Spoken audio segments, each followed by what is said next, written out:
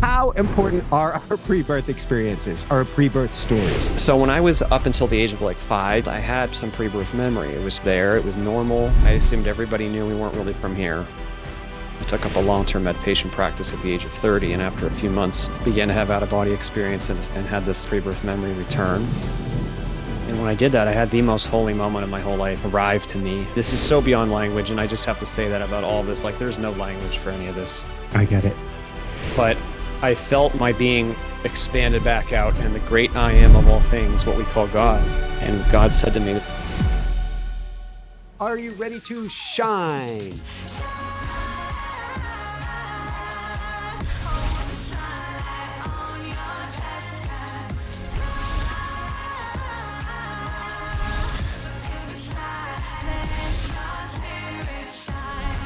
Shine bright. Woo-hoo!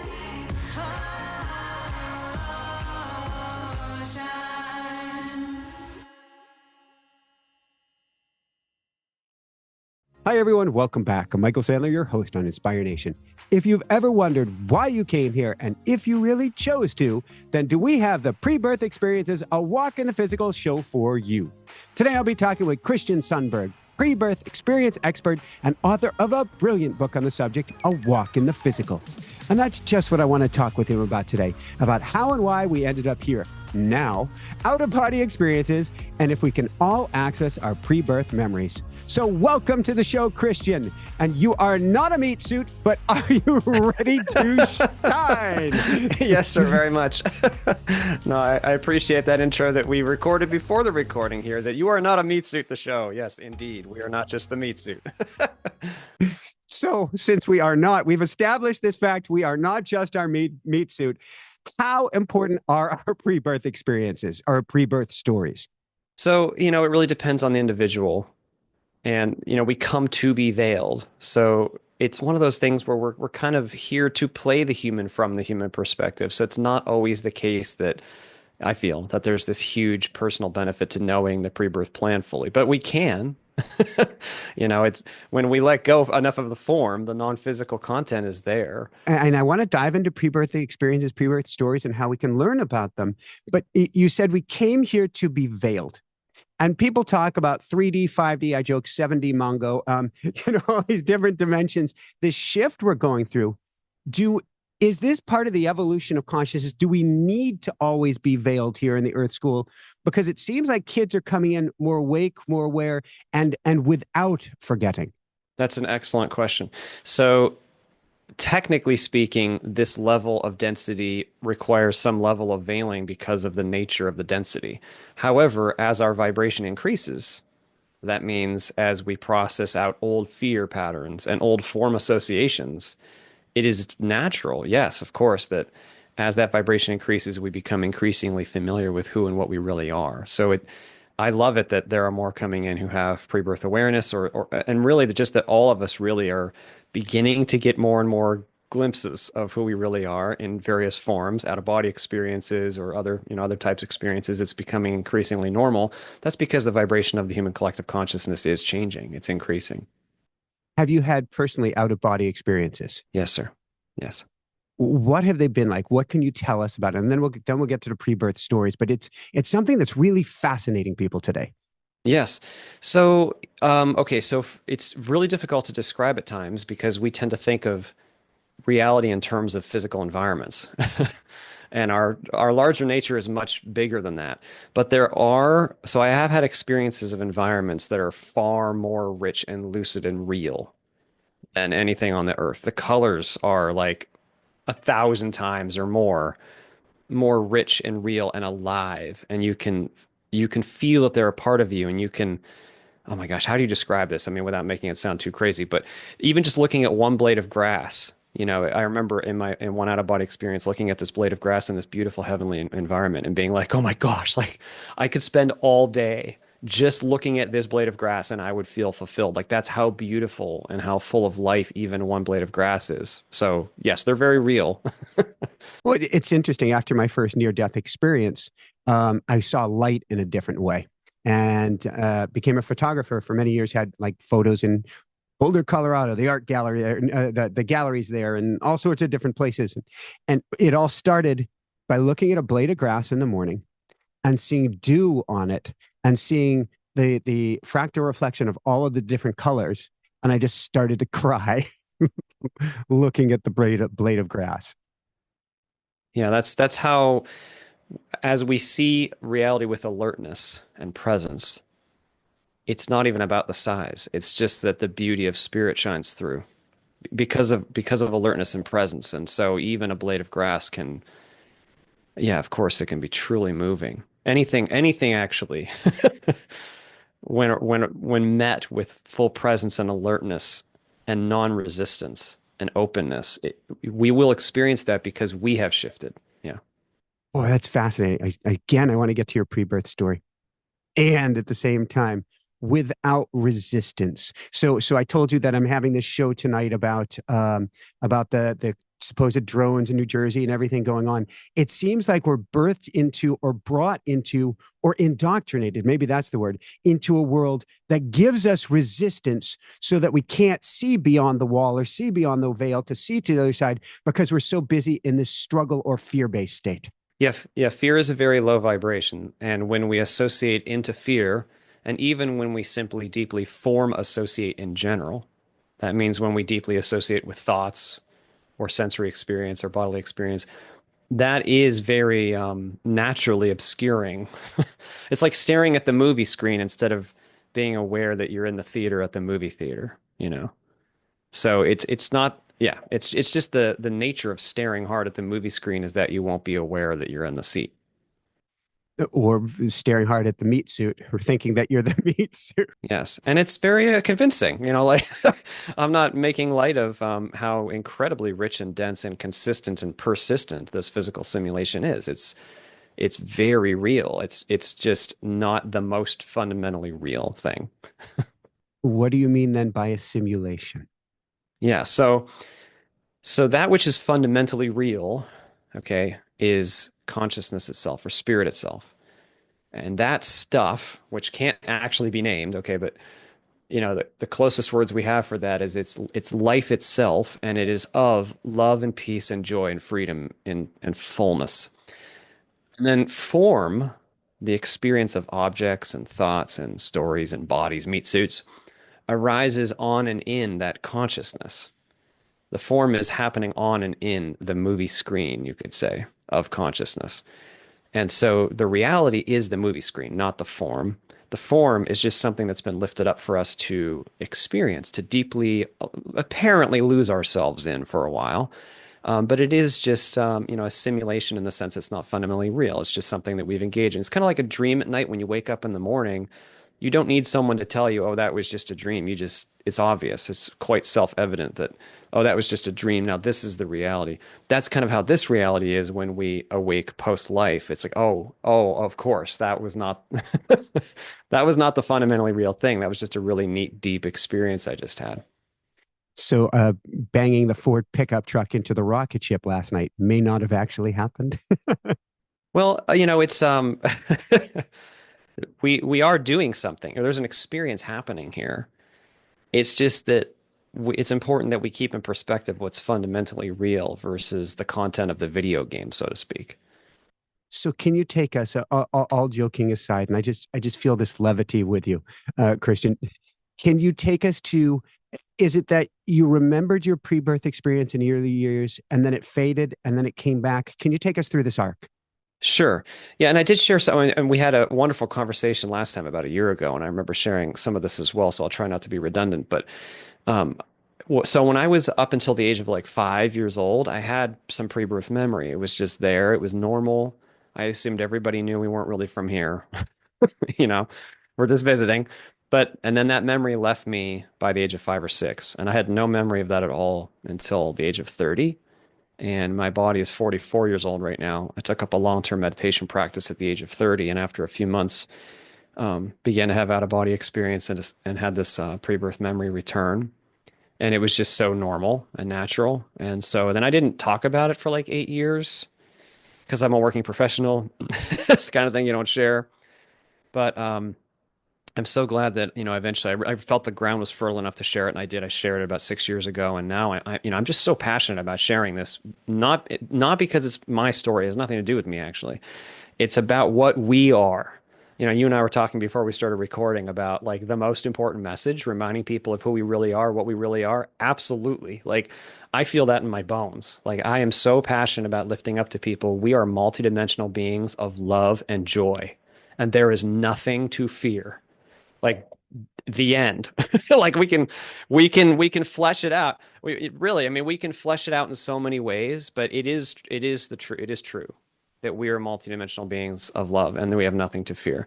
And that is what I really want to lift up to people, because if we really know that, we become so empowered to live this life in a way that is joyful and free and loved and loving, rather than fear focused and painful.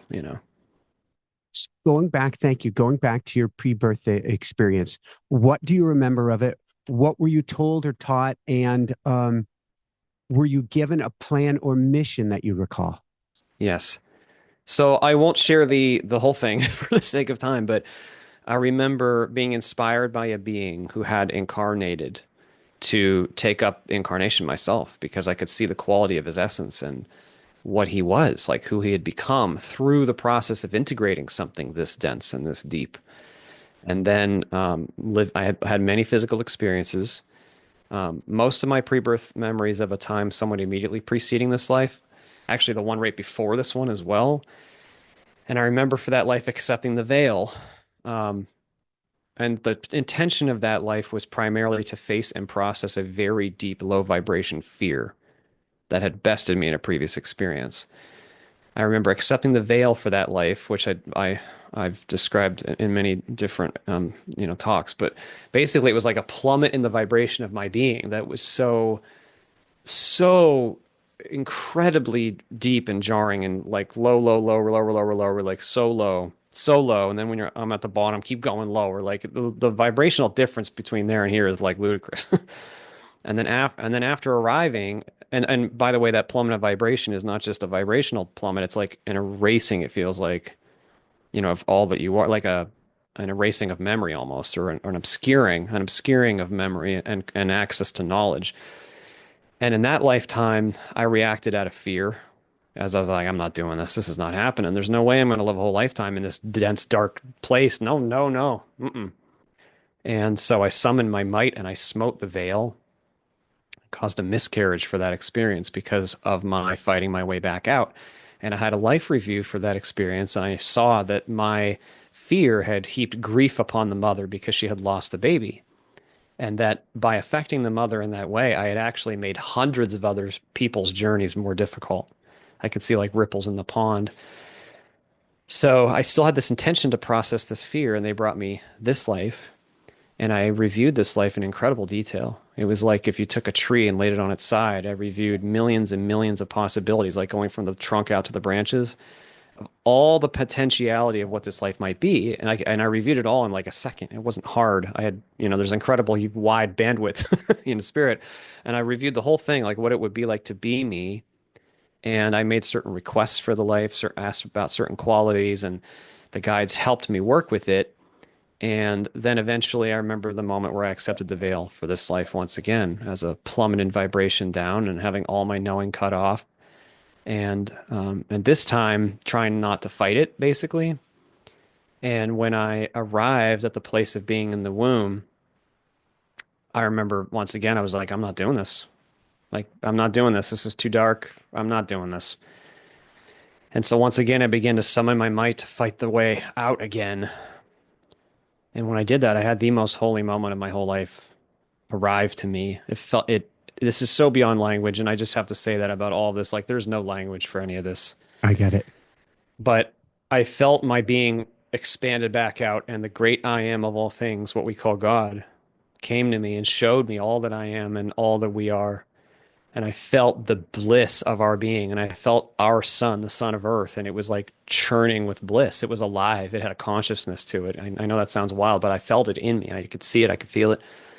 And God said to me, this is still what you are. You can never not be this.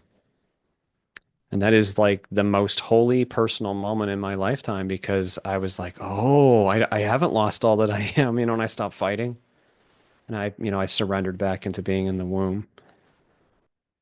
Thank you. Can you say what God said one more time? Because that is the everything right there. You can never not be this. You can never not be what you are, like what you truly are. Like so basically because had I was reacting in fear because I thought I had lost all that I really am. That was what this veiling meant. And I know that I've lived many times. I don't really know why this veiling was so specifically hard or challenging for me, but it was. And that message to me was like, you can never lose what you really are. And that is true of all of us. And that is what I'm so passionate about sharing. Like, we cannot lose who we really are, even though we get really, really, really deeply engaged in the game here on Earth. We get deep, we're veiled, right? And we get really lost in the story and the fear, maybe. But even so, you can't lose who you really are. I mean, it's not just about me. Yeah. What if humanity, as most teachers, hello, say that we are shifting, we are changing in dimensionality or density or whatever label we want to give it? We are evolving, ascending, changing. What if this was so hard this lifetime for you because that was important, the most important experience for you to have, for you to play your role in helping this greater ascension of consciousness? Yeah, that might be, but I won't conjecture on that. Yeah. Well, I would say if everything happens for a reason, and if everything God and nothing is not, and if there is such a thing as divine timing, then it had to happen right here, right now, for this particular lifetime, which seems to me is an accelerator toward a cliff of change, toward a singularity, whatever we want to call that, to a moment of we are either going to or not going to. And so we call in these experiences at this particular time, and we call ourselves here at this particular time to help with this process. Sure. Yeah, and one way to think about this actually is I'm sensing in this moment as you describe that we might make the mistake of thinking there's us down here and then there's that over there and they're two different things and that over there is trying to like do this hard thing. We're actually all one. So it's actually other aspects of ourselves, really, other brothers and sisters that are part of ourselves that are helping us to fulfill the incredible potential that this level of contrast offers, like to actually integrate this, to actually shine love through it, and to actually process out all the fear. Like that is an incredible action, you could say. That's bigger than even one lifetime and bigger than any one person. So yes, indeed, our spirit friends on the other side, we call it the other side, and consciousness are helping. Of course, they're a part of that process. Yeah. So yeah, and I'm with you on the other side, because the other side is here, the other side is everywhere. Um, there's a I may not even be able to finish the thought train on this, but I'm going to bring you the thought train and see where you take it. So you talked about a previous lifetime being in incredibly low density, incredibly low vibration, shall we say? And I was thinking of advanced meditators who've been, gone through PET scans or different brain scans, and what they find is they may have both a low vibration and like a gamma, an off the charts vibration. And now, like, it's becoming, I think it's a hyper gamma or something even higher than that. And it brings me to the thought of music, which is, if we judge a note, we lose the big picture. If we realize that many notes can be played simultaneously, you see where I'm going with this. No, absolutely. It is like that. The symphony. So the way I would put it is contrast is useful. The depths of duality are a creative offering. They're not something to be opposed. They're a part of the unfolding, the great unfolding, which is, the symphony of all that is growing, the expansiveness of consciousness through the integration of experience. So yeah, I love that. That's beautiful. Yeah. And to me, if we awaken more to it, rather than judging, okay, I am having in this moment, in this lifetime, what appears to be a lower vibration moment, but maybe this is just actually the low note that when I combine it by awakening to who and what I am and play a higher note at the same time, or even mix and match and dare to lean into the low note. Ooh, goody. Yes, absolutely. So the substance that is actually fundamentally real is non-dual, and that non-dual nature is of love, peace, freedom, and joy already. Okay, so then we don't need to fear the depths of duality that have arisen within it because they are actually in service to it. They're not actually opposed. Now the ego is doesn't like that, because fear is about rejection. It's about opposition. Fear says, no, no, no, I'm a victim. Don't you tell me otherwise. Or no, no, no, this person next to me is my enemy. Don't you tell me otherwise. That's just what the ego does. It's okay. But at the deepest level, there is no enemy. Like there's no adversary. Life is not our enemy. The physical reality is not our enemy. So yes, we absolutely can lean into the low notes. I love how you put that. When those low notes arise, it's okay. Don't judge yourself. Like just actually say, oh, see that, wow, like this is just a profound depth of contrast that is being offered to me. The question isn't whether or not it's arisen, it's what you do with it, you see? Yeah. Death. Since we're talking about not fear and leaning into all that is, where'd we get lost on death? And is it something to fear? And death is absolutely not something to fear. There actually isn't something called death. It just looks like that in the physical, because a body stops working. Death is simply the end of a physical journey wherein the limitations that we were wearing are dropped. So it's like taking off a tight shirt or an astronaut's spacesuit or something, and returning with fullness to who we really are. It is not an end. It is absolutely a beautiful, beautiful release. The harder thing is actually the other way, the coming in, incarnating.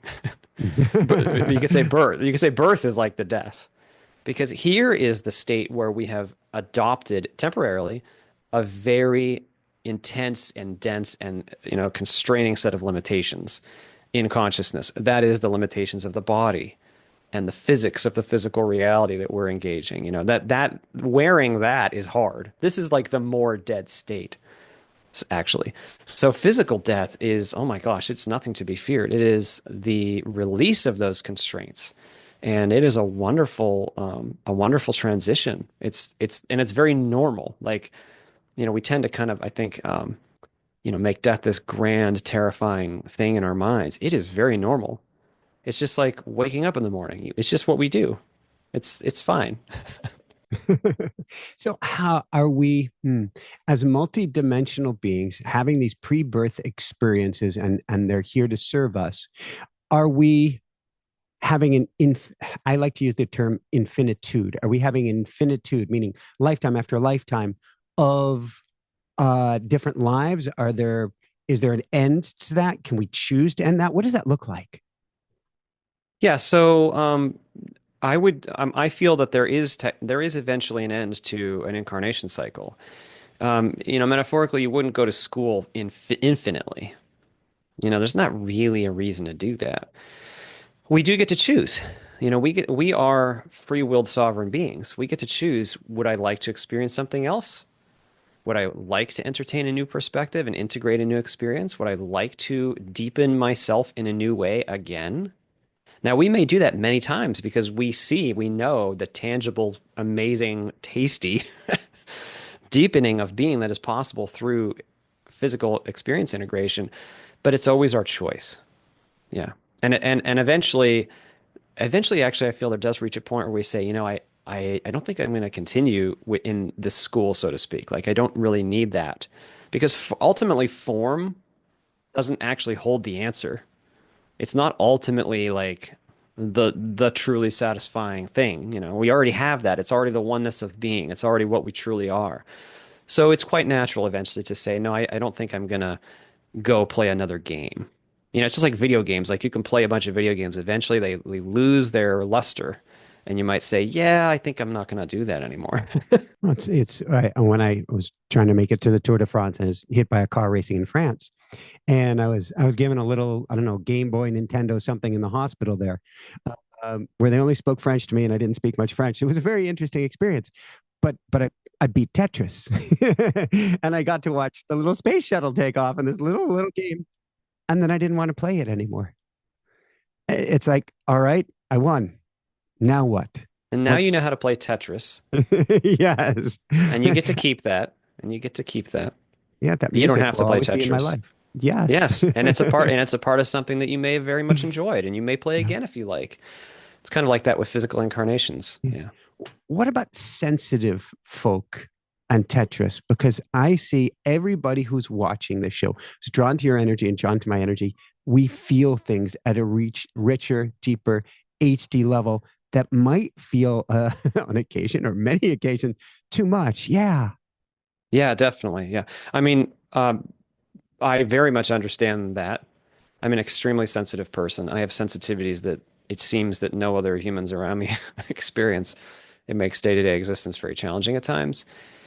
Okay, but the thing is, the okay, there is a superpower within sensitivity because what we've done is it is a brave soul, a mighty and proficient being, okay, who will dive so deeply into the physical so as to really experience it very deeply because in that depth of experience even more is possible, more personal growth, more healing, and more service actually to the collective as well, the whole.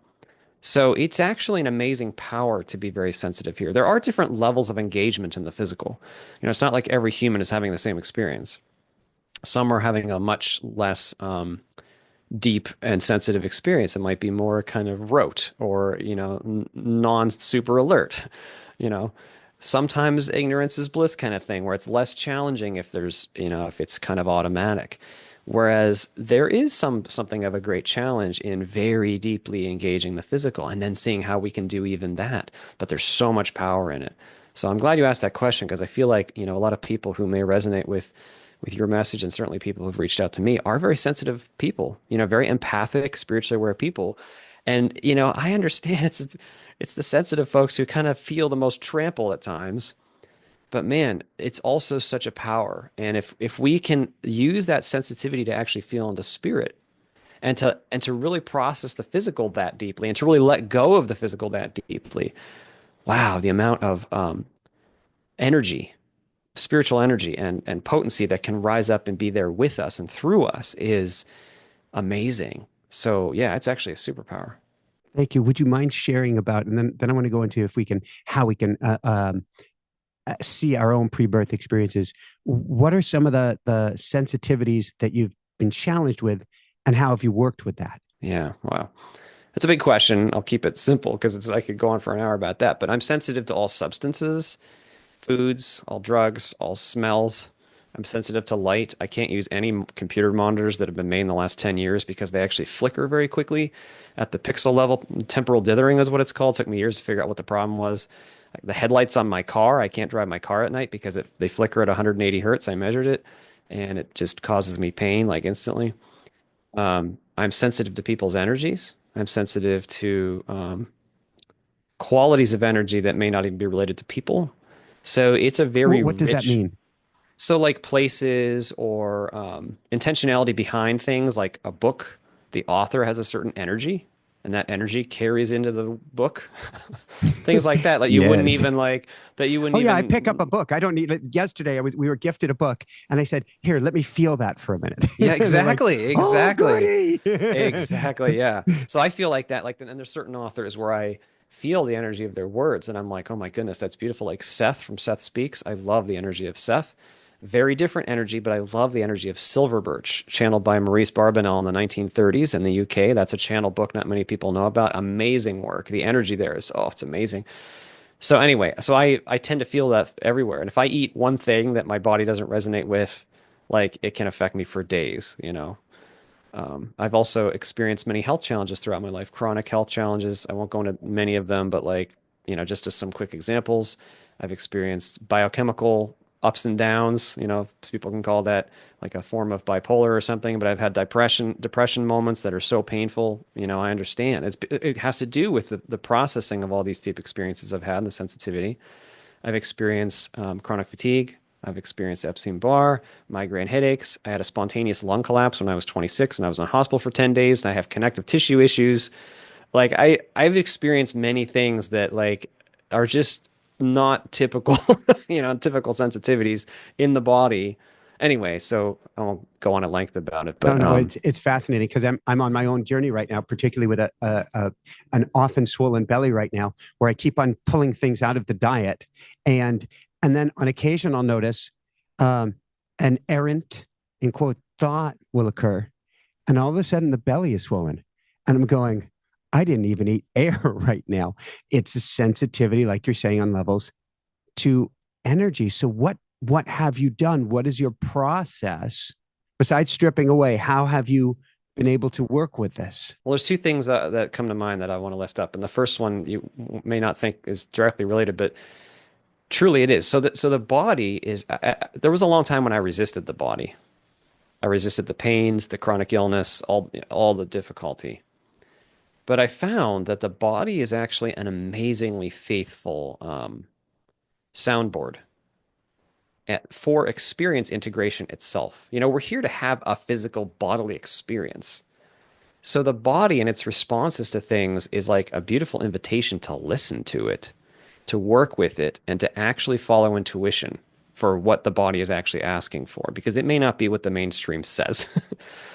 Okay, so then the other thing I would lift up is actually meditation.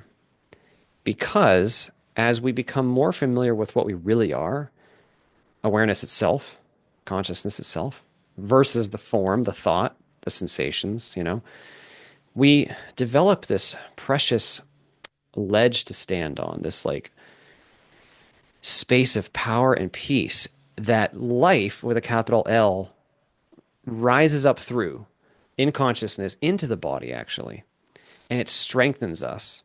What it reminds me of is actually, I don't know if you've heard of breatharianism. There's actually some individuals who physically don't eat. They did a documentary on this, and one guy, they tested him in the hospital for an extended duration. He doesn't eat or drink. There's some of these. Now it's not common, but there are some people who apparently do not eat or drink. I know that sounds wild, but they sustain themselves through that direct energetic connection, because Prana, that is yes. prana, right? Because that is the true source of strength. So I'm lifting that up because sensitive people, especially, if we can get in touch with that, we tend to really become vibrant from it and with it. It's almost like we're built to receive it and to experience that in consciousness rather than trying to find the next physical thing to scratch the itch, the next drink or the next whatever. Like, no, this is about like a purity of energy that can actually empower the body. Yeah. Thank you. Let's go from there. Can we consciously become aware of our pre-birth experiences? And if so, how do we do that? Yeah. Well, it is always technically possible. And I can't speak for any individual person, but I'll at least say that meditation is really helpful because as we grow in familiarity with what we really are, the larger parts of ourselves tend to just be there. They tend to rise up on their own, and that may include pre-birth awareness. Now, it's okay if it doesn't. In fact, when we go into the long-term meditation practice, I find it's best to arrive with no expectations, zero goals, other than alert awareness and other than objective investigation of what am I? What is consciousness beneath thought? And that doesn't have a goal. It doesn't have an outcome to it. But as we do that, and it's kind of backwards, as we let go of everything and even expectation, it tends to be that, yes, the larger parts of ourselves will rise up on their own. So it is possible to see that. Now, for some, like I said, it won't be beneficial necessarily to know at the human level what's been planned. But on the other hand, there's not like a true rule or something. It's just that, we adopted the veil and the limitations, but we're allowed to do whatever we would like through it and with it. We are completely free, creative, powerful beings. So we're allowed to do what we like with it and see, whoa, what can I do from within the veiled experience? Yeah. So that brings up the question of soul contract and karma and things of this sort. Where does that fit in? Well, there's two different questions, I feel. Soul contracts just means, what is the deep soul level agreement that you signed up for pre-life? And in my case, it was to process this very specific fear. And my life was kind of built around this theme. But of course, it's not just one thing. There's also many things that can occur in a life, a lot of potential, a lot of experience integration that's possible. When it comes to karma, now karma is just another word for cause and effect. But not just physical cause and effect, energetic cause and effect. Another way to put that is basically you are who you are. So who you are, you carry with you from one life to the next. You're not different people. I mean, you may experience the perspective of being different people, but it's still you. It's still you. So if you are a person who has fear and has ego and has historically responded, perhaps, let's say you have a fear of powerlessness. So you respond in anger because anger seems to give you this power. And it's just like this fake thing. Maybe that's been a pattern. Well, then that's just who you are. You just are the being that has had that pattern and experiences that level of fear. So it's not that karma is a punishment. It's more like we are naturally guided into who we really are so that we can process out that which is yet unhealed. Can you repeat that one more time for us? Yeah, so we tend to be guided into situations, experiences, contexts that help us to see who we really are so that if there's something that's unhealed, we have the opportunity to heal it. So for example, people might ask about like lower vibration astral realms where there's some lot of negative gunky stuff happening. Well, if you're someone who resonates into that gunk for some reason, it may be useful for you to experience that gunk because you're choosing it actually. You don't may not be aware of it, but if you choose the gunk, then you're going to see the gunk until you actually experientially learn, not just intellectually learn, but experientially learn, oh, that's not optimal, and you process out whatever fear gave rise to that pattern. It gives you the opportunity to process the fear ultimately. So then, if we go big picture, still on Earth, but big picture, are we all as one collective consciousness choosing to see the gunk? And is it to see the gunk to heal the gunk, to bring it up?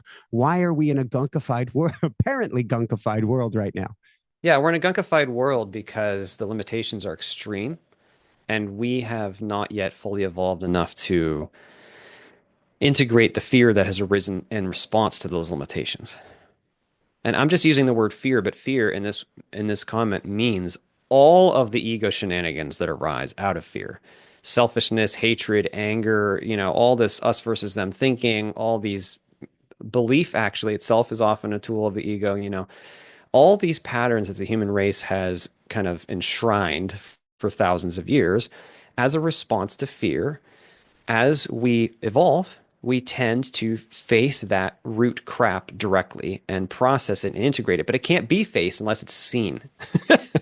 So often we manifest it, whether consciously or unconsciously, so that we can see the insanity of fear and process our way past it and heal.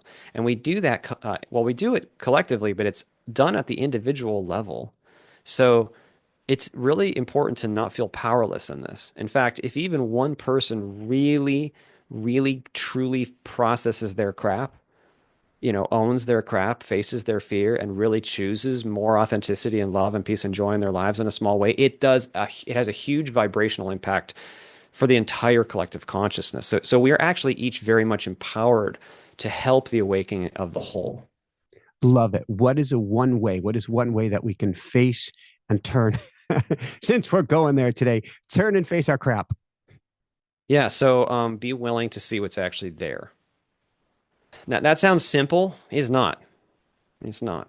The ego loves covering things up, hundreds of layers. Be willing to actually see what's there. And then when you see it, that is when you feel a negative feeling in your body, or you see the pattern in your past, or you see how you were abused and how that wounded you. Whatever that negative gunk is, then face it and feel it and accept it. Accepting it doesn't mean, oh, I really hate you, but I'm going to push you away. No, it means, wow, I feel wounded. Acknowledging it 100%, feeling it 100%, if you need to cry, let yourself cry. If you need to go take a sleep nap, go do it. I'm just saying, be so allowing that you actually accept and feel what is actually in there. And that's like a way of saying yes. to life. So saying yes to life means even saying yes to the darkness that you may have historically been churning so that you can process past it. Yeah. Cool. Thank you. So, all right, I'm going to say all of us, but most of us have had the experience where we've met somebody. Maybe we've fallen in love with somebody, look into their eyes and they're like, oh, and then it is such an instant connection and it didn't work out. And we're going, well, wait a second. If I have such a recognition of this person, why didn't it work out? Are these people that we knew before? They're part of our soul family. Well, what is the recognition that's going on here? Yeah. So the recognition is this recognition can actually happen anywhere with any being. It doesn't have to be an attractive person or someone that's just your soulmate, because we are all a part of the one ocean. So that unity of being is beautiful. It is like we are individuated, but we are simultaneously one with the whole and with each other. And so when we see another, it is a it's love. Okay. It's a recognition of the other as being a part of yourself. And that connectedness is kind of it's actually what we all yearn for on Earth, because one of the things that makes Earth so crazy unique is the incredible degree of separation. Like we feel separate here. It's crazy how separate we feel. So if we even get a glimmer of connectedness, we tend to like, oh wow, we want to grab right onto that, you know. Now it might fail, you know, because we get really deeply form associated, which means both our own fear-based responses, ego, and how we treat our relationships, but also because we tend to associate then into form only, you know, maybe a body or an activity or something. But the thing is, connectedness is about a quality of intention, not a form. It's about love first. It's about vulnerability, openness. You know, when we're in that state of vulnerability, openness, and realness, then that connection rises up because we stopped putting up a boundary. You see. So I don't know if that speaks to your question. It speaks a little bit. I am curious though, on an individual level, are there sparks from the other side, souls that we see, meet, or know on the other side that then we recognize here on Earth? Absolutely, yeah. Yeah, we do know each other in much broader form on the other side. So we have many relationships we just don't remember on Earth. It's quite normal. And we have a lot of love. Love is the name of the game. Like, so yeah, absolutely we could have relationships with those who we have known before that we already have relationship with here on Earth and recognize them. Absolutely. Yeah. Have you spent much time consciously on the other side, and what is life like there? Because if there is no if life continues, which it does, but if life continues, what does life after life look like? Yes. So that's like asking if we're in the game of Minecraft on the video game on Oh the no. computer. It's like you in Minecraft, you just ask me, so what is Oh Earth like? geez. Tell me about the blocks, you know. Well, Earth is so much bigger than little 8-bit blocks in a Minecraft game. There's so many activities a Minecraft character couldn't even imagine. So it's kind of like that when we start talking about the other side. We're talking about a hugely, hugely deep, rich, vast, complex multiverse. You know, so there are so many opportunities and different types of experience. Even just thought responsive realities where we might take with us certain form associations that we either are just kind of lost within or that we just enjoy, we might create, manifest so there are earth looking reality systems just because that's what we like trees, so there's trees, you know, that beautiful Florida background, which is live, by the way, for anybody who's wondering. When we first started recording, I thought maybe it was My editor told me today, shut off the background noise suppression so people can hear it. But I got to be honest, Christian, there are people blasting music. I can only hear it a little bit, but blasting music on the other side of the waterway here. And if YouTube actually picks up what that sound is, it'll ban it, saying you're playing music without permission. And so the boats go by silently at the moment. They actually have a noise. The birds and squirrels have a noise too. Anyway. so yeah, so I don't know if I answered your question about the other side, but it's really, really difficult to describe from here where we have a super crude, limited set of metaphors. I can simply say it's a multiverse of a possible experience, which is so rich and real and varied that it's quite difficult to describe. Now, I'm still veiled very much. An out of body experience has happened, but it's not like every day or something for me, though it's relatively common. But at least in small measure. But I feel like I'm here to be human right now. Like at first, when I started having out of body experiences, it was like, well, that's all I wanted to go do now because it's so beautiful and rich and fun. Like the fun is off the charts. So, but I'm here to be the human character right now. That's what I'm here to do this. So I've actually felt called to be more physically focused over the last like 3 or 4 years, to really experience the human condition, not so much, higher reality states. See, that makes total sense to me because I, I don't want to pick. I never will pick on or judge anybody, but there is this not avatar archetype, which is I'm spiritual and not grounded. And I believe we came here like I still like rocking it on my bike or swimming or running or any of these things, embodying the physical because we came here to experience that, not just that, to remember who we are, but as a creator in a place where we can actually move the blocks around. And so, Absolutely, 100%. Yep. We are here to experience the physical. No, not to reject it and escape because it kind of, oh, it's dense and oh, it's painful. And I really just want to avoid it. No, like this is spiritual. Not just talking about spirituality, like making dinner, like playing a game. Like I love games and there's like a tabletop game. I paint these little models and I go to the store and play with other people who've painted their models. I love that. Like it's just a simple, it's physical. We roll dice. It's I feel spiritual in that because it's something that I enjoy. Actually, pursuing what we enjoy is a part of what we're here to do, actually. Just to enjoy the playground of the physical in whatever way it calls to us. That is an alignment with our true nature because our true nature is joy and passion and fun and freedom. So yeah, doing what is available in the physical with that spirit is powerful. It's really useful, really good to do. what's interesting to me is so I'll go after this, and I'll spend a little time with the family, and then I'm going to go out for a run on the trails, and I'm going to go out for a run on the trails, and I'm going to be in this bliss state, this joy state, and all of a sudden, ideas from higher consciousness pop, pop, pop, pop, pop, are going to come to me. Ideas as if I was meditating while I'm actually even more playing in the physical.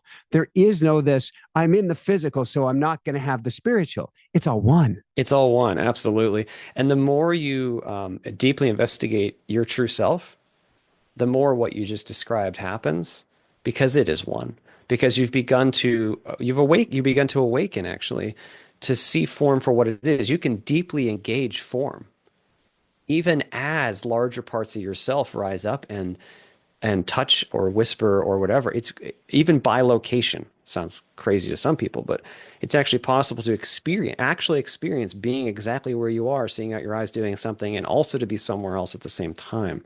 That kind of experience can just naturally happen when we're less form associated. Have you done that yourself? Not recently. I have experienced that briefly. Yeah. Okay. Yeah, I've had students say that I visited them, and I'm like, not on a conscious level.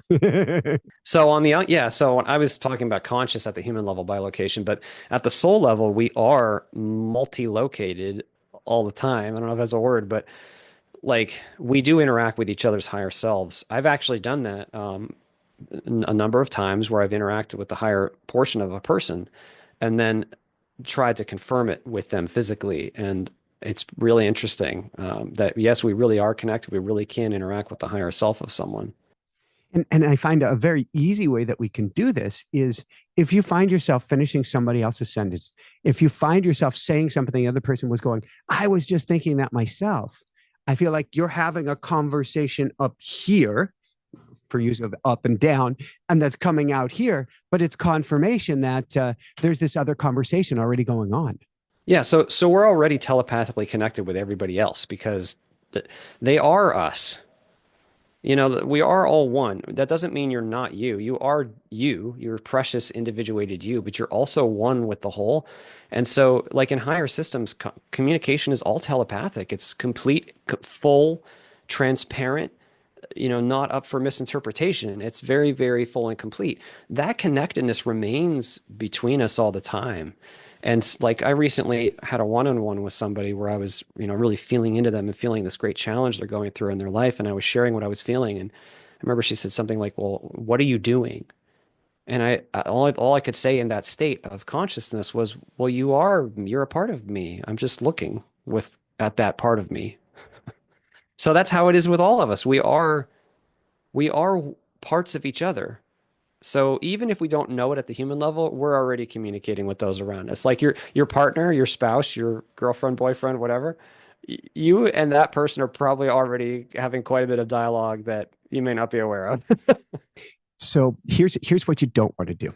And not that we don't want to do anything, but I remember after my first near death experience, and I can feel this oneness, this connection to all. And, it starts to fade, but it's there.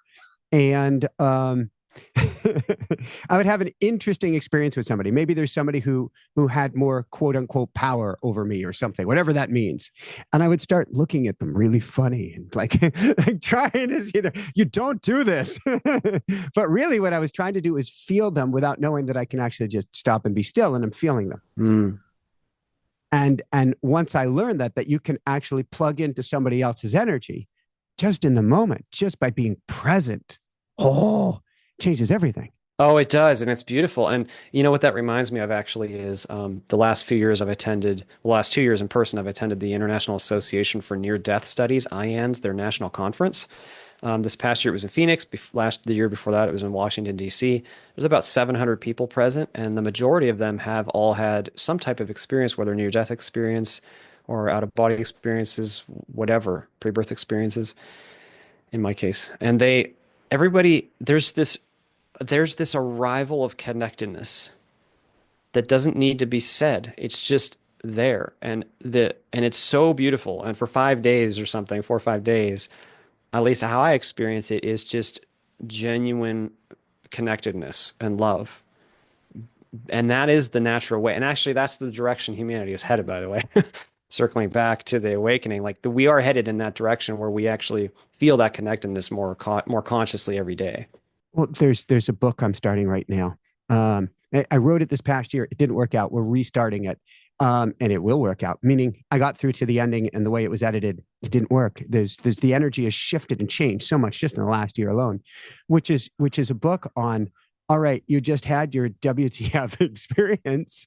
Now what? How do we integrate this? How we're learning. We're all having these awakening experiences. We don't have a clue what to do with it. We try to shut it down. That doesn't work. Well, who and what am I? Where do I go from here with this? Mhm. Well, that's a very personal question because the way that we each engage with the world of form is unique because each soul is unique, each physical journey is unique. Each of us have hangups might be unique.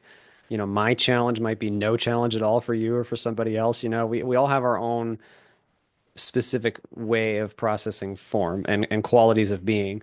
So when we then have a WTF moment, well, there's different ways I can interpret that, but a crisis or an awakening, which can be a crisis, then how do you handle that? Well, it really has to do with what is your evolving relationship with form, with the world, with your body, with the thoughts in your mind, with your conditioning, with your story. And then it's a move towards alertness and a move towards freedom and vulnerability. But that takes courage. It takes willingness to feel. It takes a real processing of experience. Yeah, and that can be no joke. Oh, I share it all the time, and we'll pull out the bleep key. But integration is a to go from this multi-dimensional. It's why you hit the reset button when you were coming in here, and why myself. I'm convinced the doctors had to pull me out with tongs from my mom. Forgive me, everybody, and I had a temporary cone head. Is because I'm saying, take me back. This is too tight of a suit. It doesn't fit me. It's very, very limiting. Now, it's not actually charged, but it is extremely limiting. And what I mean by that is we actually apply the meaning. So I'm lifting that up because one of the things we're here to do is, okay, now that you're in a super tight suit, now that you're super limited and you cannot jump more than 2 feet in the air and you have to go through linear time and your body gets old and sick, maybe, and, you have this context and all these limitations of Earth. Now, what do you do? What quality of intention do you wield and what meaning do you apply? Those are the two like main like angles. Like what types of choices do you make? Can you make a choice that's loving, fearless, of freedom, of peace, even when the constraints are tight? That's the real question. And can you recognize that, oh, this limiting set, it may be even painful, but it's neutral. So what meaning do you put on it? How do you meet that present moment with even with meaning or with belief? Like take belief. What is your relationship to belief? That alone is such a huge topic. There's so many people that are wielding belief, utilizing belief in a way that's very egoic. So like what is your relationship even to previous belief systems? That takes a lot of courage to look back and go, wow, boy, I think I had it wrong. I went through that.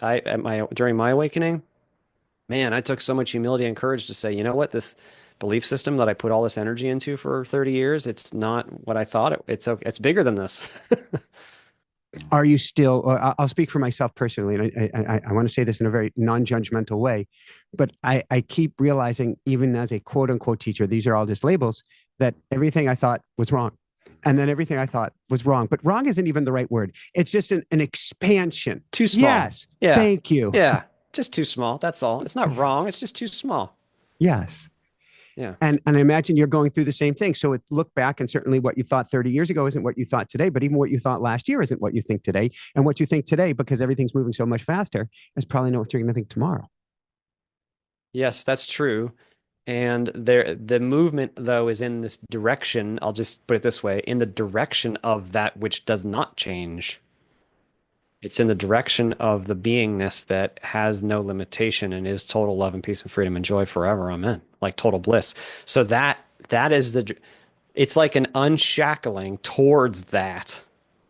It's like an expansion out of small boxes, maybe even to bigger boxes, eventually towards complete freedom. Yeah. Now, speaking of boxes, I just picked up on this tiny little sleight of hand comment from earlier, so please forgive me. You said old and sick, maybe. Yeah, I said maybe because sickness is not even guaranteed. We will get older. Yeah, I'm just lifting up that it's not necessarily true that sickness is part of the game. Now, it's very common in the physical to experience sickness. Yeah, I just qualified that because consciousness is first, the physical is second. So there's never actually like a preordained, physical outcome. It's important that we retain the primacy of power where it is, which is in spirit itself, consciousness itself. Now, practically speaking, of course, illness arises. It's quite common, in this condition. And that's a new constraint. And then we just choose, okay, how do I meet this?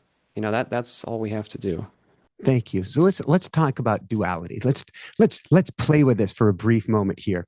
So I can say that this is not real. This is a simulation, and I can go buy the greatest gas guzzler in the world, rip out the catalytic converter or whatever, and just have it belching fumes everywhere, ha, ha, ha, going down the road, saying none of this matters. I didn't say it doesn't matter. Yeah. Yeah. Well, that's where I'm Yeah. getting at. How do we balance that? Because I could ask the question, does Earth need to be saved? And you would say, well, there is no needing to save the Earth. On the other hand, it all matters energetically. Help me understand. Sure. So the shared dream that we're all experiencing is a real experience. It's not fundamentally real form, but you're having an experience, I'm having an experience, and 7.9 or so billion other players that are humans are having an experience, and all the beings who are experiencing being animals are having an experience. There's a lot of consciousness, which is real, having an experience. And love, okay, is a call to actualize the best for every other being, every other part of yourself, and the entirety of the whole. Love is a call of service to them. It's about putting them first, actually. It's about serving them. Service is our calling. And service means actualizing. Okay, so that means though, even though it's a dream, how can I make this a better dream for myself and for others? Love is about quality of intention is action. It means action. Intention is the primary movement. It's the primary important thing. But if you intend to lift your arm, you will lift your arm, assuming you have the physical ability to lift your arm. Intention means action. So a loving intention means we will see where the world needs us, or what behaviors we might change, or how we might help the person next to us. Like this conversation. We're like, here we are just having a conversation, but what we're doing is we're choosing to share and to talk, to share not only information, not only talking, but the love, the energy. I feel your energy. I feel your love. It's beautiful. And Yeah. others, hopefully when if others hear this, they will feel their own love, and the love that is all of us, and that helps that energetically to appear into the local system. And then not only that, but then we physically take action in the local system. Those two things are related. Yeah. I'm watching this boat go by and I'm thinking of throwing a stone into the water because that's what our conversation is. But it's actually, man, if I take one quote away from today, it's your quality of intention is your action. If we understand that we put out with energy first, if you put out the energy of love, that is an action. And that has, as behind me, massive ripple effects. Yeah, and I guess I meant that in two ways though, because the way I originally meant it was, it means that you will take physical action. But absolutely, what you just said is true. That the quality of intention, it automatically has an energetic effect. The physical only actualizes and manifests, well, in accordance with the rule set, which is quite limited and dense, but it is a probabilistic simulation. It's not objective. So what that means is consciousness is always pushing on how the unfolding is happening, and that is energetic. In other words, your intention itself affects physical outcome. It does. Well, and now if I'm thinking love, if I'm, and so I've got my little prayer stone here and I'm constantly going, I send love, I send love, I send love. If I am doing that from an energetic point of view enough, and somebody cuts me off, or somebody is having a rough day, or somebody or something, anything, I am more likely to take, and here's that action, an action out of love because that is the energy that I've been bathing in or the quality of my intention. Yes, definitely. In both planes, both in the non-physical energetic plane, you are already doing something. But then in the physical plane, which is just another layer of the same energy, ultimately, it's ultimately consciousness. But in the physical dense plane, yes, we will then take a loving action that maybe we otherwise wouldn't have. And by the way, like if we notice ourselves, part of awakening and taking responsibility for our crap means taking responsibility for what we see ourselves doing. So if you notice, oh, I was a little bit rude to that person, or even I feel irritated. Like, sometimes I feel irritated, but if I feel irritated, I might say, okay, why? Where is what perception is at the root? Because there's a fear down there. There's an egoic response. Irritation is an egoic response. It's not the piece of being. So we become more alert so that we can actually then read our own behavior and the world around us and the responses of others as a way of valuable feedback, actually, to learn like, oh, how can I actually choose love, or where do I have an unhealed part of myself yet? Yeah, it's a useful feedback loop. Thank you. So last night, I'm in this beautiful neighborhood here where there is apparently, and I don't want to give it too much fuel, a real, in quotes, possibility of them knocking down a whole bunch of trees to straighten the roads, cut out the forest, and pave through paradise. And so I go to a city hall meeting last night, and I had the same sickly feeling, forgive me, everybody, that I've had when tromping the hallowed halls of Congress. And I was gifted to go through the hallowed halls of Congress and literally go on a train.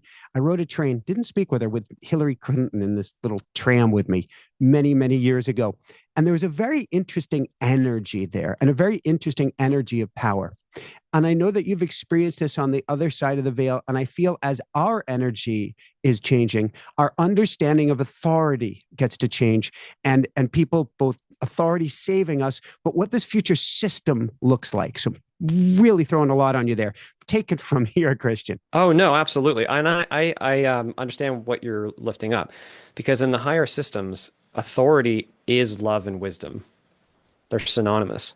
So like so when I was a young child, actually, that was one of the assumptions I just assumed would be true on Earth, that the higher in a position of authority somebody was, the more loving and wise they would be, naturally.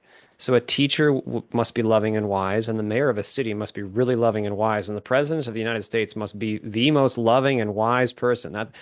That is just what I assumed would be true here. Now that's not currently the case on Earth. Without judgment, we get it. Right, it's not currently the case because we'll just call it the average vibration or the mean vibration on Earth is quite low by comparison to those realms. So our institutionalized systems, the systems that have succeeded and endured, even our businesses, they're really based in a lot of old thinking, us versus them thinking, controlling power type thinking. When I was in the in Washington D.C. for the IONS conference, the Pentagon was across the street, like literally, like out the window was the Pentagon. So here we were, 700 or so people just sharing so much authentic love, and across the street was the Pentagon. I could feel that interesting difference. It's not a judgment. It's just that there's a normalcy that's been kind of enshrined there of a certain pattern of thinking, a certain energy. That's all. And so, but the true power is love. That is true, even if all 100 people around you don't understand. Like when what comes to mind is Jesus, actually. When Jesus was hanged on a cross, it was about the act of love. It's about love. It's not about whether or not those people understood. Because love is quite independent and free from scope. It's quality. It's a quality, you see. And so as we really truly align with that quality, because it is the true ultimate spiritual power that precedes the physical, even if it takes a very long time because the physical is slow at manifesting, okay? Even if it takes a long time, the power of that love erodes fear. It's like wind or rain on dirt or shale. Like if you arrive in authenticity and love gently, repeatedly, it tends, even if the other person doesn't recognize it at first consciously, they will at the soul level, you see. And not only the individuals, but even the energy of the space, the energy of the work. It can't help but sense that and be eroded by it. And so I've seen that where it's like if you just arrive with love, you don't actually have to expect an outcome. If you simply arrive with that quality of intention, you're actually already free, because love is freedom. It's already free. So if you arrive with that, it almost, I don't want to say it doesn't matter what happens, but but that's the freedom of how you arrive, is that it doesn't actually matter. We just arrive how we arrive with love, and then the other parts of ourselves that are also growing and learning, they will make their choices, you see. And it's okay if they make certain choices. We are free will beings. We're here to make choices. They might not make a loving choice immediately, but at least if you provide the candle, at least if you provide the strength, because love is like a form of strength, it's like power. At least if you arrive and provide that tiny little package of power, it might encourage them, whether right now or in one day or in 10 years or in the next lifetime, actually, to choose love as well and to face their own crap and to participate in evolution. Oh, it's Thank beautiful. you. Like we are empowered to do that. Woohoo! And Ah, and to me, it's very real. The you see somebody, like if I saw people at the meeting last night and I went to aghast, which I didn't, but you had to remind yourself to stay in a state of love. Um, but if I surrendered, for lack of another word, that here's what I'd like, but I let go even of that, I believe it's actually more likely to happen because they can feel the energy of resistance. yes, you're right. Yes. Yeah, and that's one of the beautiful things. Like if when we truly arrive with love, we don't require the other person to change. And that's beautiful. Yeah.